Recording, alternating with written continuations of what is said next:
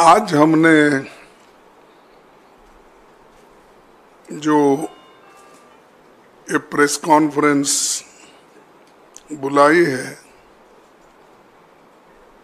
ये इसलिए है कि मैं सारे स्टेट्स में घूम के आने के बाद क्या स्थिति है और हमारे नॉलेज में जो आया है, हमें जो फीडबैक मिला है और उस फीडबैक के आधार पर हम आपको चंद बातें बताएंगे। वो ऐसा भी नहीं हो सकता कि पूरा अभी सभी कुछ हमारे पास है। जो जो लोग आए हमको फीडबैक दिए और खास करके आप लोगों का मैं शुक्रिया अदा करता हूँ कि पूरे मीडिया के हमारे भाई लोग, या चाहे वो प्रिंट मीडिया हो, चाहे वो टीवी हो और यूट्यूब वाले, सभी लोग बहुत इस चुनाव को शांति के साथ करने के लिए कोऑपरेट किए और कोई ऐसा इश्यू हमारे सामने नहीं आया कि भाई इन्होंने इस इलेक्शन को खराब किया, गलत करा। ये चीज़ें तो नहीं हुई। इसीलिए मैं पहले आपको सभी को धन्यवाद देता हूँ और सभी मीडिया के हमारे जितने भी फ्रेंड्स हैं, रियली आई थैंक देम। ये कल प्रधानमंत्री मोदी जी ने सारी दुनिया को ये बताया कि उनको महात्मा गांधी के बारे में रिचर्ड एटनबर्ग की फिल्म देखने के बाद पता चला। मुझे हंसी आती है कि एक फिल्म देने के बाद दुनिया को महात्मा गांधी जी का परिचय हुआ। ये कहना एक प्रधानमंत्री जी के लिए मैं समझता हूँ क्या अज्ञान समझो, या वो पढ़े नहीं महात्मा गांधी के बारे में। कम से कम हमारे वक्त तो ये था कि नॉन डिटेल था महात्मा गांधी जी के ऊपर, और अगर पढ़ते या पढ़े होंगे मेरे को मालूम नहीं, ये ऐसी बातें नहीं बोल सकते थे। सारी दुनिया जानती है महात्मा गांधी जी को। यूएन के सामने स्टैच्यूज है और जैसा कि बहुत से नेता लोग महात्मा गांधी जी का गुणगान करके कम से कम 80-90 देशों में उनकी स्टैच्यू है। यूएन से लेकर हर जगह, हर कंट्री में जहाँ पर भी जद्दोजहद हो गई है और जो अहिंसा के आधार पर जो लोग आज़ादी पाए, उन लोगों को सबको मालूम है। लेकिन किस वजह से हमारे देश के प्रधानमंत्री ये बात कही, ये मुझे बहुत आश्चर्य लग रहा है। और ऐसा ही हो सकता है जैसा महात्मा गांधी जी जो काम किए, जो कहे,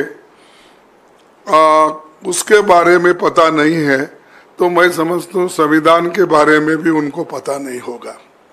नहीं तो ऐसा बातें बोलते नहीं थे।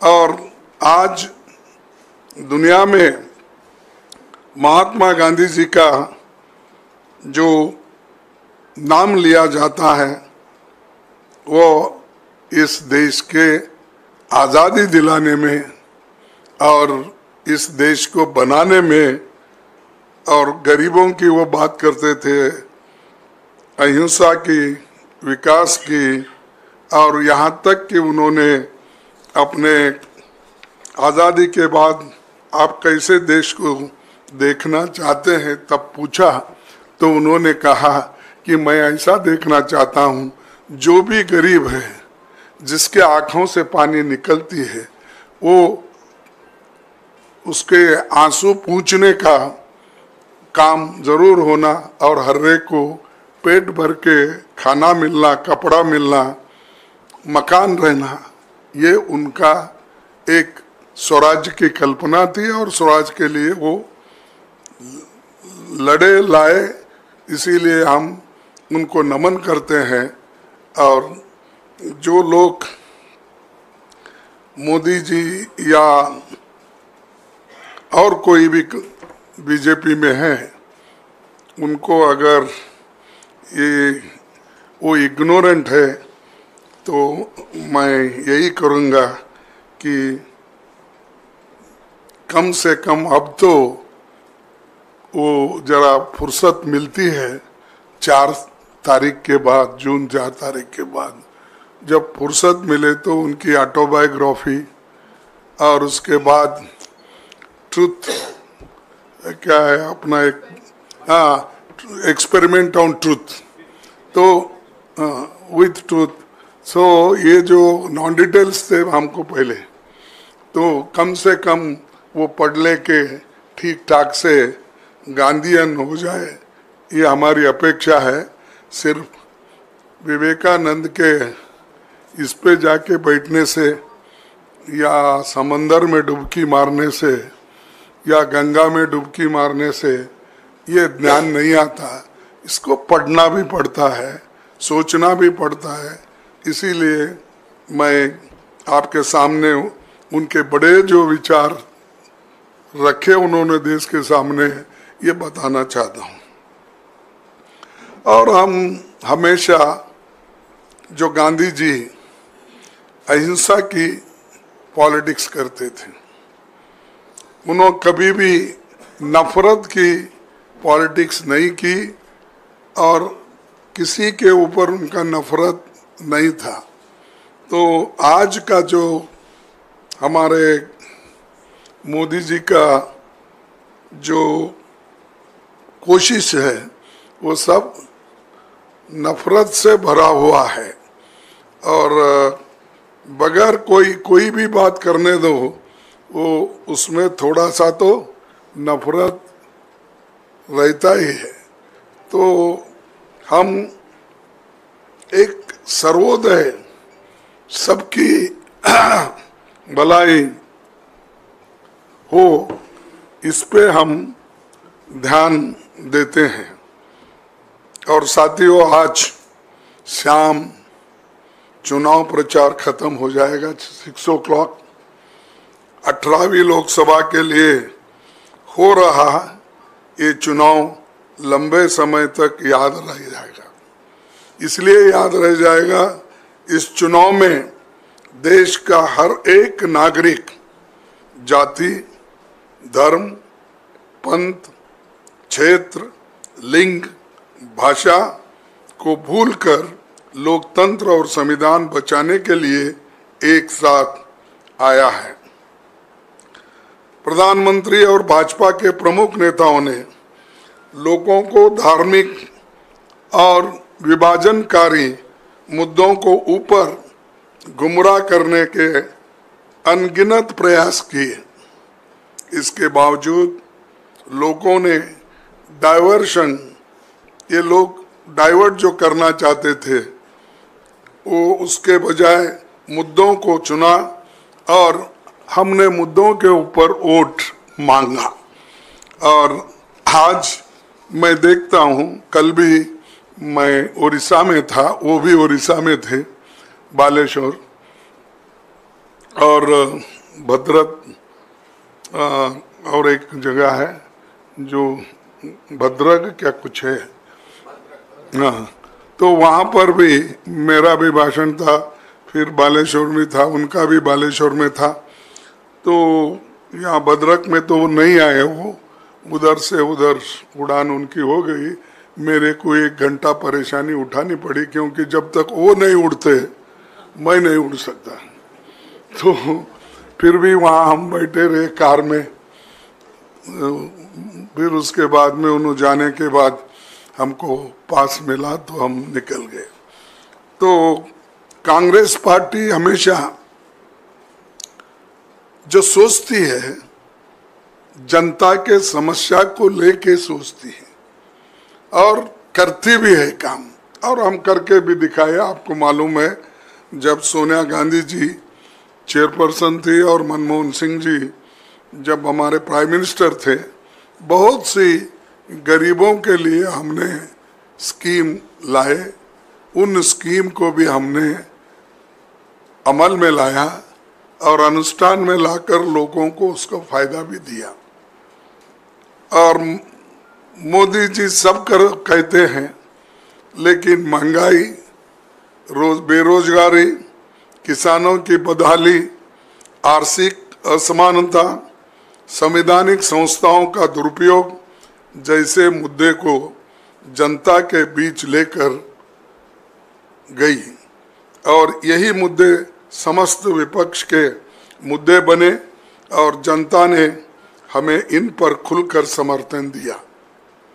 मैं इस मौके पर सभी नागरिकों को, इंडिया गठबंधन के सभी कार्यकर्ताओं को और कांग्रेस के अपने सभी साथियों को बधाई देता हूं, जो निडर होकर अपने इलाकों में सत्ता बल और धन बल के खिलाफ लोकतंत्र के लिए वो खड़े हुए और संविधान की रक्षा के लिए वो खड़े हो गए। इसके विपरीत अगर सत्ताधारी दल भाजपा का कैंपेन देखेंगे और प्रधानमंत्री जी की बात करेंगे तो उन्होंने पिछले 15 दिन के भाषण अगर आप उठा के देखेंगे तो मैं 15 दिन के अंदर ही वो मेरे को कितने गालियां दिए, मेरी पार्टी को, दूसरों को कितना बोले, अपने लिए क्या बोले, मैं थोड़ा आपको सैंपल बताता हूं।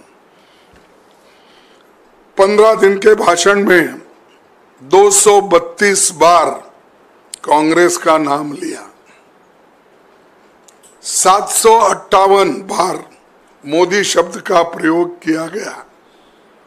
खुद की हम बोले सो नहीं, खुद ही उन्होंने अपने भाषण में ये शब्द इतने बार अपने नाम उन्होंने लिया।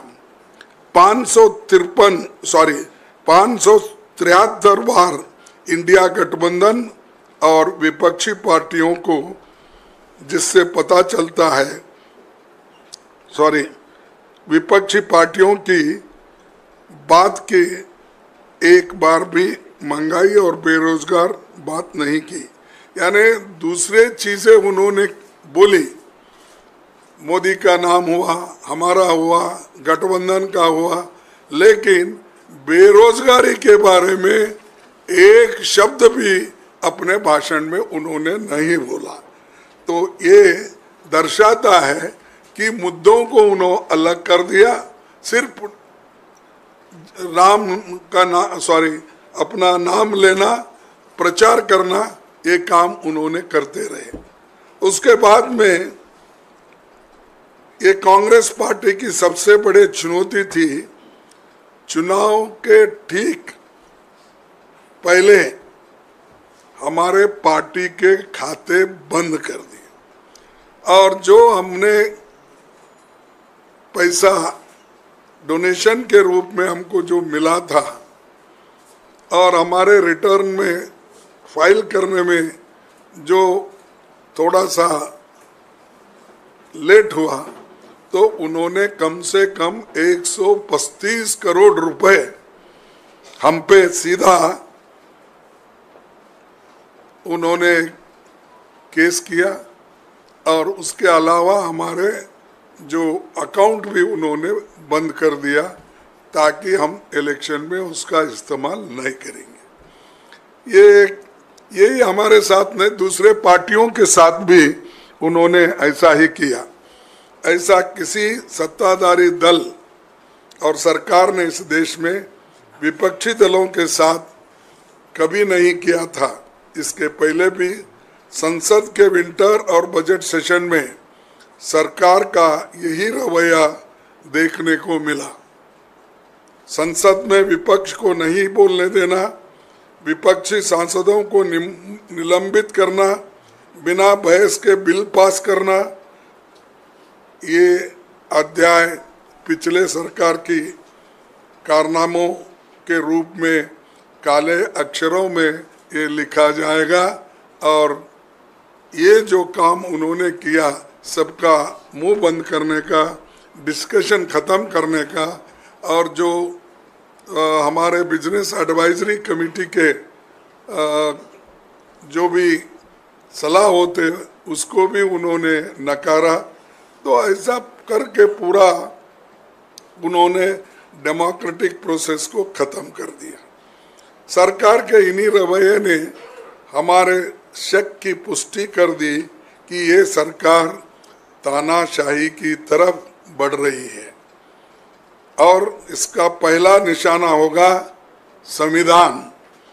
जब हम लोगों के बीच गए तो लोगों ने हमारी बात पर मुहर लगाया और हमें बताया कि वो भी यही सोचते हैं। अगर इस सरकार को एक मौका फिर मिला और मिला तो वो लोकतंत्र का अंत होगा। प्रधानमंत्री और सत्ताधारी दल के लोग बेतुकी बयान भी करते हैं। हम सभी ने देखा कि प्रधानमंत्री जिनसे खुद आदर्श व्यवहार की अपेक्षा होती है, उन्होंने कैसी भाषा और कैसे कैसे शब्दों का प्रयोग किया। कांग्रेस पार्टी के मैनिफेस्टो को धर्म विशेष से जोड़कर न सिर्फ आदर्श आचार संहिता का उल्लंघन किया, बल्कि प्रधानमंत्री के पद की गरिमा को भी नीचा दिखाया। तो ये जो उनका रवैया है, और केंद्रीय चुनाव आयोग की जिम्मेदारी भी ये है आदर्श आचार संहिता को एनफोर्स करना। और 16 मार्च 2024 को चुनाव की घोषणा करते हुए कहा था, there shall be no appeal to caste or communal feelings for securing votes। प्रधानमंत्री जी ने 421 बार मंदिर मस्जिद मुस्लिम और बाकी धर्मों की बात की, समाज को बांटने की बात की। 224 बार उन्होंने मुस्लिम पाकिस्तान माइनॉरिटी इस तरह के शब्दों का भी इस्तेमाल किया। मैंने कहा प्रधानमंत्री खुद 421 बार इस मंदिर और मस्जिद के बारे में किया। 224 बार उन्होंने मुस्लिम पाकिस्तान माइनॉरिटी की बात की।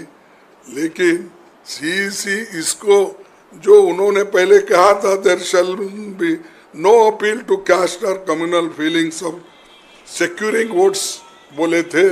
अब इनके आंकड़े मैं दे रहा हूँ इसीलिए कि कम से कम लोगों को मालूम होने दो कि किस तरीके से ये चल रहा है।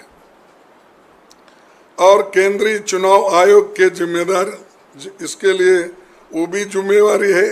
और आचरण का निष्पक्ष आकलन प्रत्येक भारतीय की अंतरात्मा या आने वाला समय ही कर पाएगा। आखिरी में जो सबसे महत्वपूर्ण बात कहना ये ज़रूरी है कि एक बार बाबा साहब अम्बेडकर अपने संविधान सभा के आखिरी स्पीच का अंश मैं पढ़ता हूँ जो उन्होंने कहा था, भक्ति in religion may be a road to the salvation of the soul. Bhakti in religion may be a road to the salvation of the soul. But bhakti in politics, bhakti or hero worship in a sure road to degradation and eventual dictatorship. ये बात constituent assembly के speech में, आखिरी speech में ये बाबा साहब अम्बेडकर ने दोहराया था। और ये भक्ति और हीरो वर्शिप जो चल रही है इसमें, तो आखिरी ये सभी लोग मिलके डिक्टेटरशिप इस देश में लाना चाहते हैं। और प्रधानमंत्री जी द्वारा खुद को अब भगवान का अवतार भी मान रहे हैं, बताने का प्रयास उनके लोगों ने कर रहे हैं। मैं किसी का नाम नहीं लेना चाहता हूँ, सब लोग उनके प्रेसिडेंट से लेकर उनके कैंडिडेट्स और सभी ने उनको एक भगवान का स्वरूप दे रहे हैं और इसीलिए वो खुद को भी भगवान समझ रहे हैं। तो ये जो चीज़ें हैं, और आप देखे हैं, सुने हैं, या आप सब जानते हैं, फिर भी हम आपको इसलिए बता रहे हैं कि कम से कम देश के सभी जनता को ये मालूम होने दो कि आज के प्रधानमंत्री किस ढंग से वो अपनी बात रख रहे जनता के सामने और कैसा अंधभक्ति, अंधश्रद्धा को बढ़ावा दे रहे हैं। हमें विश्वास है कि 4 जून 2024 को इस देश में जनता एक नई वैकल्पिक सरकार का जनादेश देगी। हमें विश्वास है कि 4 जून 2024 को इस देश में जनता एक नई वैकल्पिक सरकार का जनादेश देगी। इसीलिए 2 बार पढ़ा मैं, इंडिया गठबंधन पूर्ण बहुमत की सरकार बनाएगा और हम सभी मिलकर यूपीए 1 और यूपीए के तर्ज पर इस देश को एक इंक्लूसिव, नेशनलिस्टिक, डेवलपमेंटल सरकार देंगे और सभी को साथ लेकर हम आगे बढ़ेंगे। बस इतना कहते हुए मैं शांति के साथ आप सुनने से आप सबको धन्यवाद देता हूँ। शुक्रिया खरगे जी।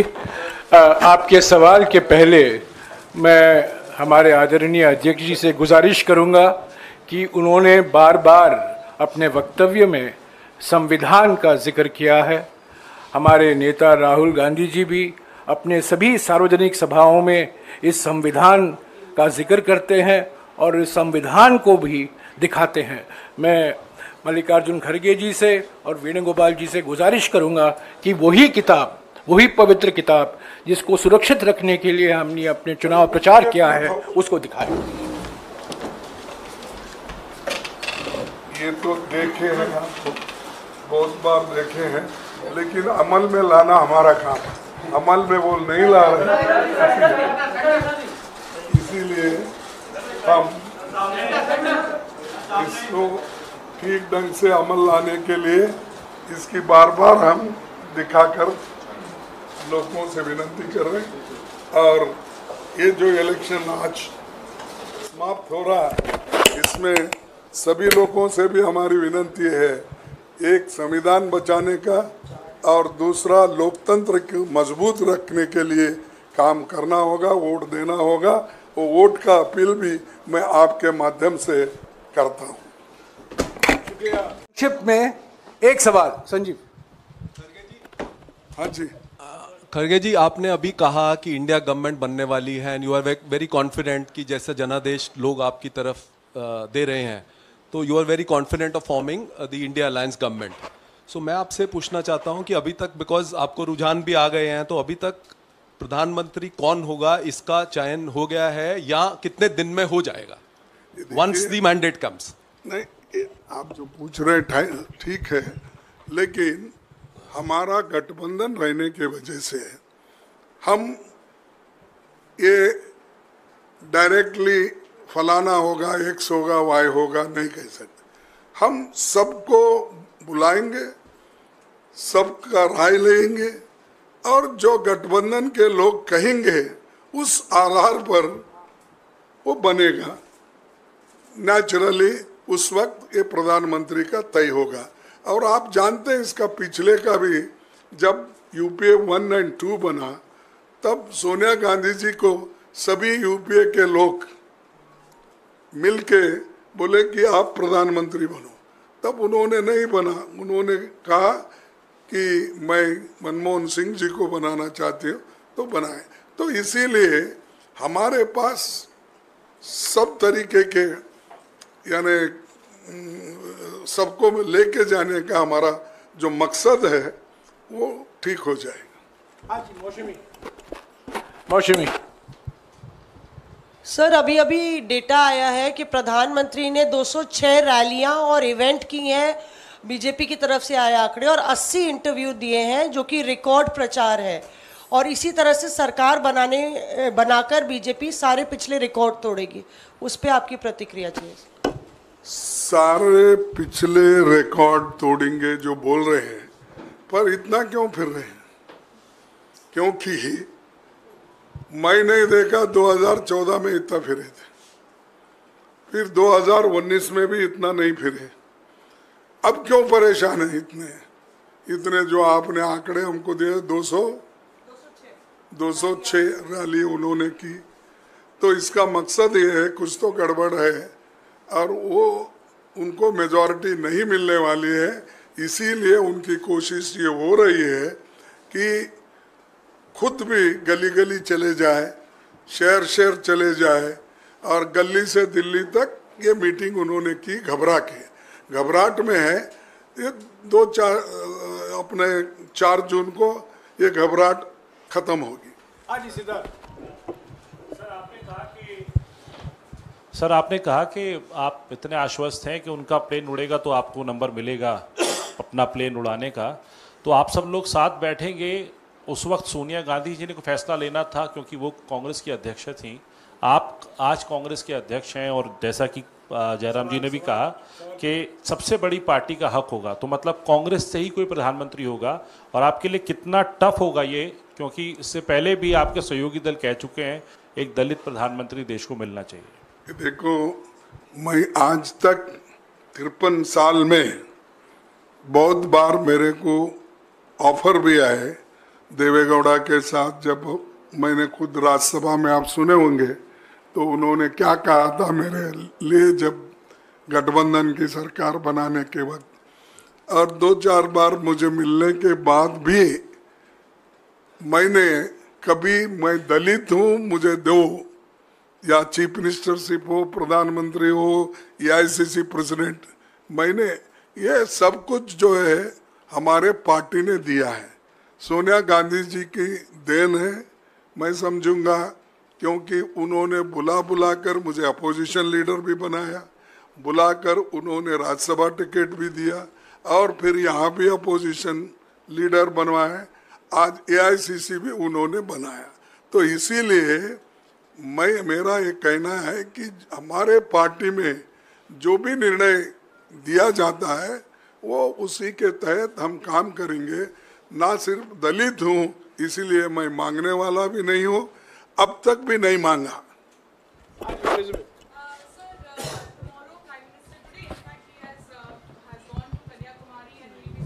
Meditation there. You have also, Congress party has approached the election commission also. How do you, what is going to be, because there has been no response from election commission, do you think this is clear violation of MCC and there should be some action that should be taken by election commission at this point? No, that already these people have represented. He will answer for this. हमें कोई इतराज़ नहीं है 1 तारीख के बाद कहीं भी जाएं मेडिटेशन के लिए, पर कल मेडिटेशन और परसों मेडिटेशन के लिए जो जा रहे हैं ये आचार संहिता का बिल्कुल स्पष्ट उल्लंघन है। ये हमने चुनाव आयोग को अवगत कराया है।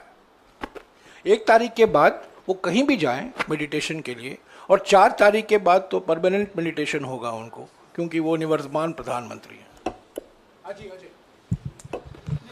खरगे जी एक सवाल है। प्रधानमंत्री जी आज कहीं चुनावी सभा में थे, उन्होंने कहा कि 4 जून के बाद बड़ा पॉलिटिकल स्टॉर्म आने वाला है देश में। तो क्या आप डिकोड कर सकते हैं कि किस तरह का पॉलिटिकल स्टॉर्म होगा? और दूसरा एक छोटा सा सवाल ये है कि प्रधानमंत्री जी को मेडिटेशन पर जाने की जरूरत होती है, आप भी एक्सटेंसिव आपने प्रचार किया, क्या आपको भी अगले 1-2 दिन कहीं बाहर जाना है, कहीं आराम करना है, कोई मेडिटेशन करना है? देखिए, एक तो आपने पहला सवाल क्या पूछा? कि प्रधानमंत्री जी ने कहा कि 4 जून के बाद, वो तो स्वेरिंग इन सेरेमनी का ओथ की तारीख भी बता रहे हैं कि 10 जून। तो आप डिकोड कर सकते हैं कि किस तरह का पॉलिटिकल स्टॉर्म आने वाला है देश में? नहीं भाई, क्या आने वाला उनको मालूम, लेकिन वो जाने वाले जरूर है, ये तो मैं कह सकता हूँ। वही उनको डर होगा, यही भूकंप आने वाला है बोले तो उनके लिए आने वाला है, हमारे लिए नहीं है। हम गठबंधन की सरकार बनाएंगे और 4 जून को हम लोग उनको सत्ता से हटाएंगे। खड़गे साहब, आपने 1 तारीख को मीटिंग बुलाई है तमाम अपने सहयोगी दलों की, इंडिया गठबंधन के दलों की। क्या एजेंडा होगा उस मीटिंग का? क्या उसमें प्रधानमंत्री के नाम को लेकर भी चर्चा होगी? और मैं एक और चीज़ पूछना चाह रहा था कि बार बार जयराम जी कहते हैं कि 140 का आंकड़ा जब जब आपने पार किया है तब आपने सरकार बनाया है या फिर सरकार बनाने से बीजेपी को रोका है? क्या 140 के आंकड़े को आप पार कर पा रहे हैं इस बार कांग्रेस पार्टी? ये देखिए, जब हम बीजेपी की सरकार को सत्ता में आने से रोक रहे हैं और मोदी जी को प्रधानमंत्री बनने से रोक रहे, इसलिए उतने आंकड़े हमारे पास है। तो इसीलिए इसमें कोई संशय की बात नहीं है कि हम जरूर उनको सत्ता से हटाएंगे। और दूसरी बात आपने कही कि 1 तारीख की मीटिंग है, ये तो इनफॉर्मल मीटिंग है। हम काउंटिंग के दिन क्या क्या स्टेप्स लेना और क्या क्या करना, इसके बारे में सोच रहे हैं, दूसरे किसी चीज के ऊपर मीटिंग नहीं है। That's all. ममता बनर्जी ने कहा है कि वो 1 तारीख की मीटिंग से दूर रहेंगी, इस पर क्या स्टैंड होगा? देखिए, हमने बोला ना, ये तो इनफॉर्मल मीटिंग है, इसमें हम सिर्फ काउंटिंग के दिन कैसी हमारी तैयारी होना चाहिए और कैसे हमारे लोग अलर्ट रहना चाहिए, ईवीएम के बारे में हो या काउंटिंग के जो 17C फॉर्म, ये इसका कैसा इस्तेमाल होता है उसके बारे में, ये जो जनरल है इसका कोई इसमें। अब उन्होंने ये भी लिखा है हमको कि उस दिन मैं इलेक्शन में बिजी हूँ और खास करके उनके जो अभिषेक का इलेक्शन भी उसी दिन है, इसीलिए मैं बिजी हूँ बोल के उन्होंने इत्तला किया है। तो इसीलिए इसमें कोई ये बात नहीं, just for our own sake ये मीटिंग कर रहे हैं, हमारे लोगों को ट्रेंड करने के लिए और एक इंफॉर्मेशन देने के लिए। हो गया आपका सवाल।